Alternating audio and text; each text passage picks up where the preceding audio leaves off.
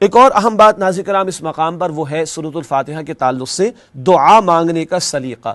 دعا مانگنے کا سلیقہ اور طریقہ بھی یہاں پر بتایا جا رہا ہے. اس حوالے سے 4 باتیں پیش خدمت ہیں.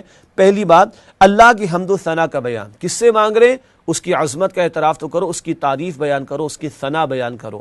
نمبر 2، اللہ کی بندگی کرنے کا اقرار. بندے بھی اسی کے اور اسی کو معبود مانتے، ایاک نعبد، اس بات کا بھی اقرار کیا جائے. نمبر 3، اپنی بے بسی و لاچارگی کا اعتراف. ہم محتاج ہیں اور ہم بے بس ہیں، ہم لاچار ہیں. اس لاچاری اور بے بسی کا اعتراف کر کے دعا کرنا. اور آخری بات دعا مانگنے کے سلیقے کے حوالے سے آخر میں اللہ سے عاجزانہ دعا کرنا. اب اپنا مدعا کہ اللہ ہمیں صراط مستقیم کی ہدایت عطا فرما دیجئے، وہ مدعا پیش کرنے کا ذکر آ رہا ہے.